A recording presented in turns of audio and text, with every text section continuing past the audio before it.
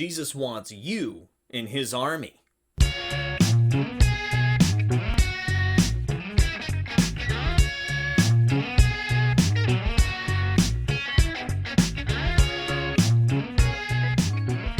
Hi, it's Mike from thegraciousguest.org, and I'm here today to talk a little bit about spiritual warfare.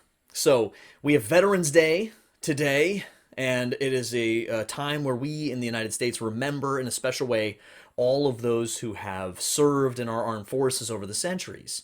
And in a particular way, I have to be very humble here, but I'm so proud at the same time to be a veteran myself. And you can see here from my t-shirt, I'm a proud veteran homeowner. I wore my shirt and everything for this, okay?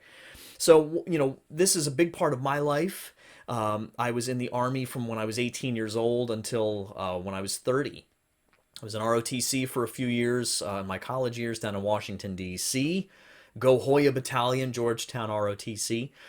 And then I served in various capacities as an Army officer for 8 years. And I was Army Reserves for some of that time. I had an active duty deployment to the Middle East, to Iraq and Operation Iraqi Freedom in 2008. And then I was in the National Guard for 4 years after that, Pennsylvania National Guard. So, my family has a lot of Army veterans, both my parents, my brothers, my cousins. I have a lot of people in my family who have served in the military in different branches. And so it's very important for us. It's very important for us. But something that is so much more important, so much more central in my life is my faith, which wasn't always the case, but is something that gradually started to really come to the fore more and more in my life, largely through the Army years. When I was really facing some difficult and challenging scenarios in my life, difficult decisions, and I really had to really discover for myself where those decisions were going to come from, where those big, very impactful moments of my life where I could have done some terrible things or could have let people down. I really had to find who I was and where that came from. And through that and through the years of what God has called me to after that as well, it's really become clear to me that in my own life, first and foremost, because I am not going to get here and just sort of preach and say, hey, you guys need to do this better. I need to do it better. And what it really comes down to for me is the title of this video, right? That warfare requires warriors. Warfare requires warriors.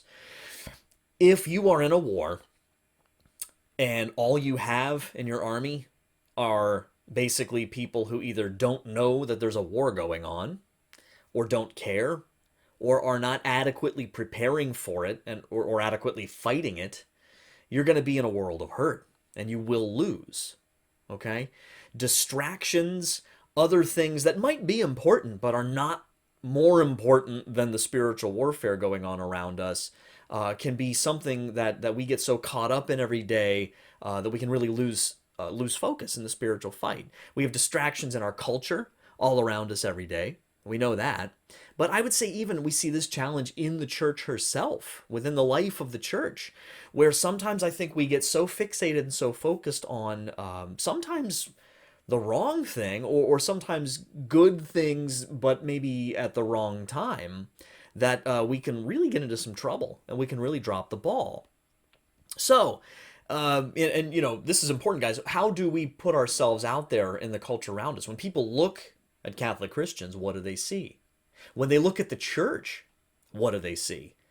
Do they think of our church as a non-governmental organization?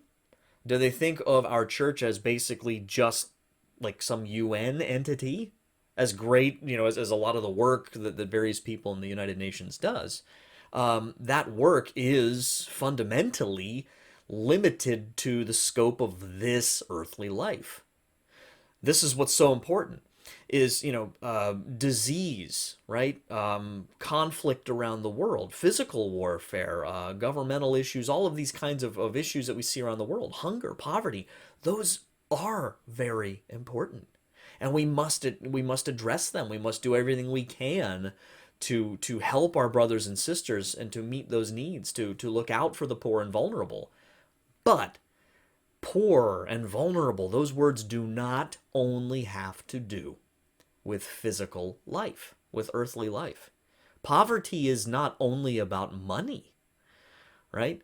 My nourishment is not just a function of what I'm eating, it's a function of my soul. It's a reality of my interior life. And I think far too often we lose sight of that. In my own life, I do not keep my eye on the spiritual warfare as much as I should. We need to fight Satan and the fallen angels.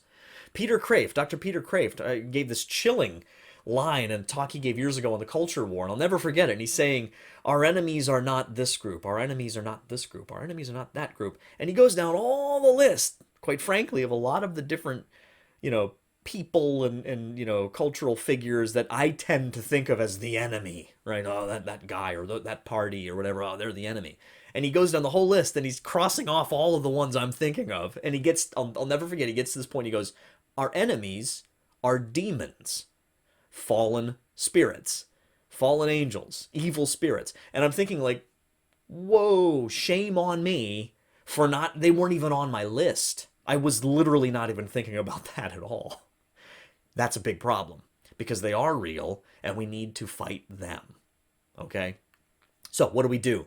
I think that there are some lessons that I learned as an Army officer that are actually quite instructive here. They can become important, and just a couple of them I want to share with you. First of all, this idea that we always, try to keep in our minds, and we would try to teach our soldiers that you train the way you fight. That if you want to be successful, that's not the right word to use maybe, but if you want to be effective, if you want to be victorious in a fight, you have to train adequately. You don't basically, and this is true for sports and stuff too, for that matter, that you don't just sort of like goof around at practice. You don't just blow it off. You don't not take it seriously. And this ties into the second one too, in a way that you have to train well. Effective, combat experience, effective soldiering, effective warriorship, okay, if you want to use that word, really is going to grow out of what have you done when you haven't been at war. When the battle, there's a little bit of a din in the battle, when you're able to train, when you're able to take a few minutes here or there to prepare for that fight that's coming, because it is coming. How you train will enormously impact whether or not you are successful in that fight. So you have to train as well as you can. You have to train the way you fight. Also, you have to train together. This is not about you versus the devil. This is not about me versus the devil, guys, because you don't have a shot, okay? I don't have a shot against him. If it's just me versus him, there is no way that I can even stand a chance, because the kind of thing that the demons are is so enormously beyond on the created level, the kind of thing I am. I can't outthink him. I can't do any of that. Luckily, that's not where the power comes from, right? The power comes from Christ. The power comes from Christ, oftentimes through the communion of saints, that we are one family. Saint Joseph, one of his titles is Terror of Demons. That's awesome, right? But why is Saint Joseph the terror of demons? Not because he's somehow super powerful all on his own. It's because he is a conduit for the power of Christ, in whose light they freak out and shriek and run away. No demon ever tries to fight Jesus. That's not how it works. There is no fight against God. So last but not least, we train the way we fight. We train well, okay? Put everything into it. Be consistent. Don't be complacent, right? Pray deliberately, pray with attention, with devotion. Just try. And this is the last thing, to persevere. It connects to those other ones as well. It's hard. It's absolutely hard. It's the hardest thing there is. Right? Getting physically fit is a lot easier than getting spiritually fit, quite frankly. And that's not easy, right? So, perseverance. Hang in there. Repent. Don't give up. Never, ever, ever give up. That we all have to do this together, that we all have to keep at it every single day, right? Ounces make pounds, as the old saying goes. Days make weeks. Seconds make minutes, minutes make hours, hours make days, days make weeks, etc. So how you live each moment adds up collectively, and all of it is part of the spiritual warfare. Don't be afraid. It's not all about just your own power. at all because we don't have any. But as Christ himself says, it is, he basically says through St. Paul in Paul's letters, that it is when I am weak that I am strong, Paul says, right? That, Christ's power is perfected in our weakness, because it's at that moment that we realize it's not all about us, that we don't have any strength of our own, and that the strength of God himself can shine through us.